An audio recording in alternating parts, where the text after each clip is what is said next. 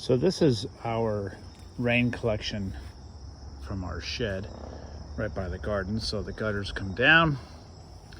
I did have it originally split into going into both at the same time, but this was always the primary and it would fill up before this one would, and clogging and all that sort of thing. So I decided to make a siphon tube out of PVC to keep them both at the same height. Now the trickiest part about this was filling this and getting it airtight so that it would naturally pull water. So these actually stay at the same level. So we only have this little pump hooked up to one spigot and it will pull equally from both, which is really cool.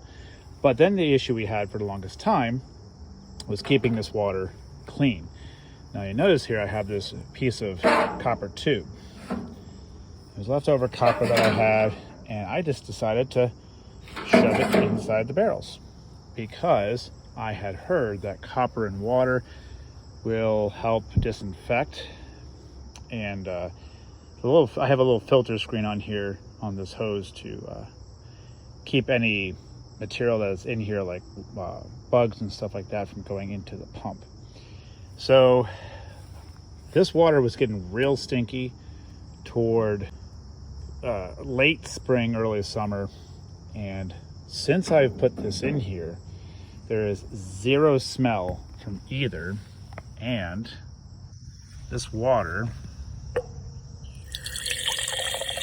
now I wouldn't say that this is potable water, but that's it's pretty clear, and it does not smell. It just smells like rainwater. So yeah, this has been a pretty good experiment. So I recommend, if you have a rain barrel, put a piece of copper in your barrel. Now we still have, you can see some little swimmers here from mosquitoes that I need to take care of. So what I'll probably do, and I'll probably wait till spring, is to put some pantyhose underneath the lid when I put the lid on. That will keep them from getting in there and laying their eggs. So yeah, there we go. And that's a little Harbor Freight pump. I forget how much I paid for it, but it does the trick to get the water into the garden.